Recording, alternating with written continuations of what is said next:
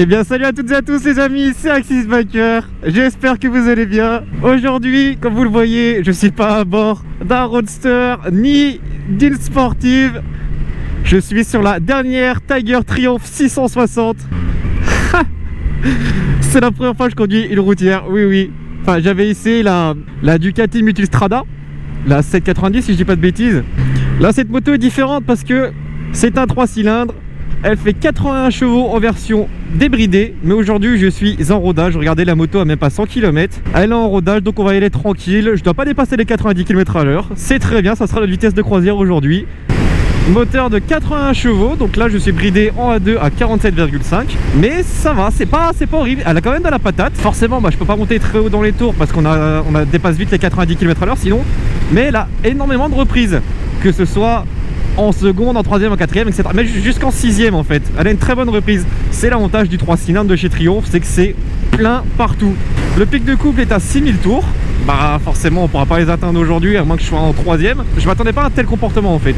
On a une poignée de gaz qui est gérée électroniquement. Là ça accélère direct. Il n'y a pas cette petite latence qui est vraiment désagréable sur la Daytona ou sur d'autres modèles de la gamme plus anciens. Moi je vous parle de motos qui ont déjà 10-15 ans. Alors seul petit défaut que je peux donner à cette moto pour l'instant, c'est la bulle. Regardez, je l'ai mis en position basse parce que quand je la mets en position haute, hop, ici, et en fait j'ai tout le vent qui vient dans ma gueule. Le vent passe, mais je sais pas, genre j'ai des grosses turbulences. Je sais pas si vous l'entendez dans le casque, et c'est vraiment très désagréable du coup, parce qu'en fait je suis grand, voilà, déjà de base.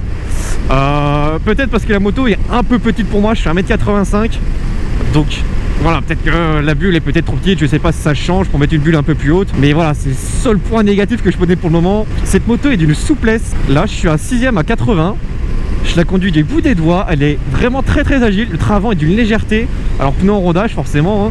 Faut attention. Mais elle est très légère, elle est vraiment très intuitive. Et la position, c'est une position de routière. Là, je suis très bien assis. J'ai les fesses qui sont bien calées au fond de la selle. Je peux quasiment pas bouger. J'ai les jambes qui sont bien collées au réservoir. En plus ici vous avez une sorte de petit creux pour bien les caler. Les genoux sont bien collés au réservoir, ça bouge pas. Regardez, hop. Elle se met sur le ventre toute seule et vraiment c'est très agréable. C'est un régal. Il n'y a aucune vibration, qu'on soit en première en ville ou alors en sixième sur la route. Il n'y a aucune vibration, c'est ultra souple. C'est jouissif, vraiment, c'est un bonheur. En plus, la moto a des suspensions inversées Showa, donc la stabilité, la pression sur la route, c'est exceptionnel. Franchement, je m'attendais pas à ça. On a en plus le traction control sur cette moto qui est désactivable, donc ça c'est pas mal si vous voulez faire un peu le kick-off sur la route. Après en 47.5, je sais pas si on peut vraiment faire glisser la moto, à moins que ce soit sous la pluie. Voilà. Et bien évidemment, on a l'ABS. À l'avant, vous avez des étriers Nissin 4 pistons, donc ça freine fort, vraiment. Regardez, je suis à 80. On va arriver dans le patelin, je vais freiner que de l'avant. Allez, 3, 2, 1. Et je suis pas à fond. Petite test de souplesse en même temps. Regardez, 6ème à 50. Elle y va toute seule. J'ai aucune vibration. Je réaccélère. Même, elle ne broute même pas. C'est incroyable. Ils ont fait un effort là-dessus. J'étais même pas à 2000 tours. C'est vraiment exceptionnel. C'est-à-dire que là, on peut rester à 6000 tours, à 50. Et je crois que je peux encore descendre. J'ai regardé la conso instant. Parce qu'elle fait du 4,6 de moyenne. Consommation, voilà. Je suis à 4,3 litres de moyenne là. Regardez, je réaccélère en 6ème. Je suis à 90. Je suis en 6ème. Elle broute pas et elle accélère. Franchement, que demander de plus pour une moto à deux? C'est quand même trop cool. Vous avez plusieurs modes sur la moto. Vous avez le mode road, le mode pluie, tac. Et là, hop, je valide le mode road avec ce petit bouton. Paf. Validé. Validé. Bref. Marine. Road. Oui. Voilà. Après la selle rend très confortable. J'ai les jambes qui sont pas du tout recroquevillées. J'ai le dos très droit, mais c'est vraiment très confortable. Les aspérités de la route avec les suspensions et les amortisseurs sont aspirés. Il n'y a aucune vibration. C'est une moto vraiment qui est faite pour les gros routiers, que ce soit en A2, etc. Je pense notamment à la Tracer 700 ou 900. Je les ai pas encore essayé, mais je pense que Yamaha a de la concurrence avec celle-ci. Alors je vous ai pas mis de micro externe pour enregistrer le son de l'échappement, parce que déjà le moteur se réveille à 6000 tours, donc en fait on l'aurait pas entendu, et en plus j'ai l'échappement et le catalyseur d'origine, donc on n'aurait pas entendu grand chose. Mais je peux vous dire que la sonorité dépasser les 6000 tours est vraiment plutôt sympa. Hop, petit virage, 80, tranquille, la moto s'emmène du bout des doigts, je fais aucun effort. La boîte aussi est très souple, vraiment c'est un régal. Que ce soit montée, descente de vitesse, c'est un régal. Le guidon est assez large, ça dépasse mes épaules, mais du coup ça vous procure une sensation d'aisance sur la moto, et en fait le bras de levier est plutôt conséquent, ce qui permet de faire des bonnes manœuvres et de quasiment faire aucun effort pour prendre des virages. Regardez. Frein arrière, regardez, on a 70. Alors là je déclenche l'ABS, d'accord, donc l'ABS se déclenche assez rapidement derrière, mais c'est normal, c'est le frein arrière et ça freine plutôt bien. Mais vraiment ce moteur 3 cylindres de chez Triumph, c'est un régal. Le 3 cylindres, je l'ai essayé, je suis tombé amoureux, et là de retrouver un bébé 3 cylindres comparé à la Daytona là-dessus en bridé, bah, c'est vraiment sympathique. Honnêtement, le moteur a la santé, c'est vraiment cool. Ah bah, ce qui me choque, c'est le freinage. Oh, le freinage il est vraiment insane, et je freine pas à fond. L'avant ne plonge pas trop parce que on a les fourches Showa et ça fait largement le taf. Regardez, je vais faire une petite accélération, on va faire 40, 90 en troisième. Vous voyez, ça marche quand même bien. Alors la couleur de la moto, je la trouve vraiment magnifique, ce gris pailleté métallisé, vraiment très très beau. Seul petit défaut, c'est le tableau de bord. Bon, il y a de l'analogique forcément, c'est un écran TFT, mais je trouve que ça là, ça fait un peu cheap, c'est vraiment dommage. Tac. Les amis, là voici la Tiger Sport 660 de chez Triumph, avec ce Grinardo de chez Mercedes, avec ces magnifiques gris. Franchement, qui lui va ravir. Avec cette gueule, vraiment, on dirait un frelon. Franchement, pour une routière, je trouve la face avant plutôt agressive. Avec la bulle qui vient parfaitement épouser les courbes de la moto, c'est vraiment très très beau. Là, la couleur, je sais pas si vous vous rendez compte à la caméra, mais elle est vraiment pailletée, elle est grise, elle est très très belle.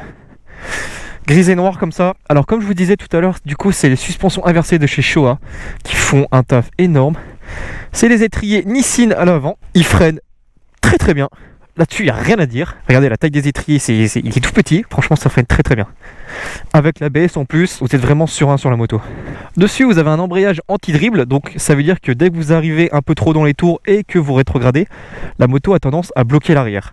Là, du coup, ce ne sera pas le cas avec l'embrayage anti-dribble. En option dessus, vous avez le shifter. Alors, je ne l'ai pas sur le modèle DC. Et voilà, vous avez le shifter en option dessus. Ça peut être vraiment un atout en plus, un confort en plus pour la moto. Regardez-moi ces petits cale-pieds qui sont... Salut chien, qu'est-ce que tu fais là toi? Je pensais être tranquille, il y a un petit chat qui se tape la criste. Il est où ton maître? Et doucement avec la combi frère. Laisse-moi tourner ma vidéo frérot.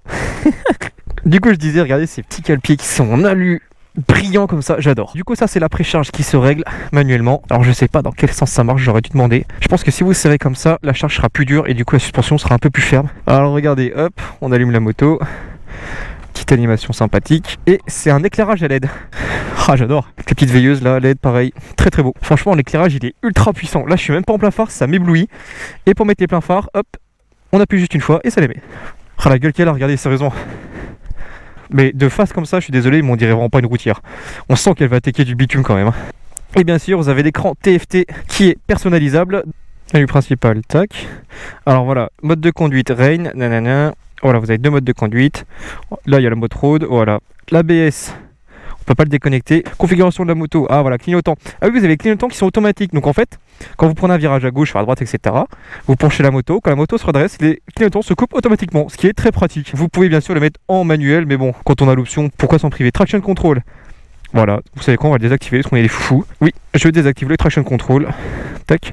Entretien. Triumph vous dit que l'entretien de la moto se fait tous les 16 000 km, ce qui est ultra impressionnant. Vous avez le temps de rouler et bien profiter de votre moto avant de pouvoir l'amener au garage pour faire sa révision. Je trouve ça exceptionnel d'arriver à un tel niveau de fiabilité quand même. Alors on retourne dans les menus, ça c'est la révision des 1000 km qu'il faudra faire très bientôt, tout dépend comment il roule. Configuration du trip 1, trip 2, etc. Ça vous connaissez. Affichage, luminosité, bon tac, ça c'est le niveau luminosité.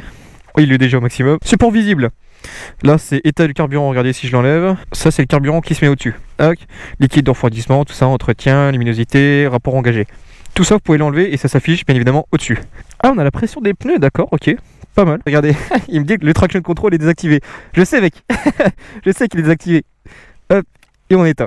Voilà, dites-moi ce que vous en pensez dans les commentaires parce que moi vraiment je kiffe bien la gueule de la moto. Moi je la trouve vraiment réussie pour le coup. Bon les amis, je vais vous laisser tout de suite avec les plans de la moto.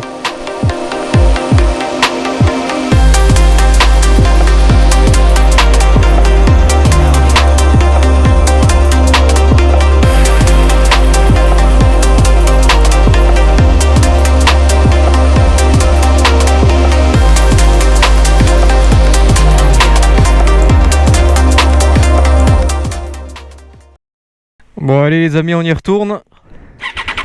Démarrage du bestiau. Hop, et c'est parti. En tout cas, je tiens à remercier la concession Triomphe Dijon de m'avoir prêté cette moto le temps nécessaire pour faire une vidéo.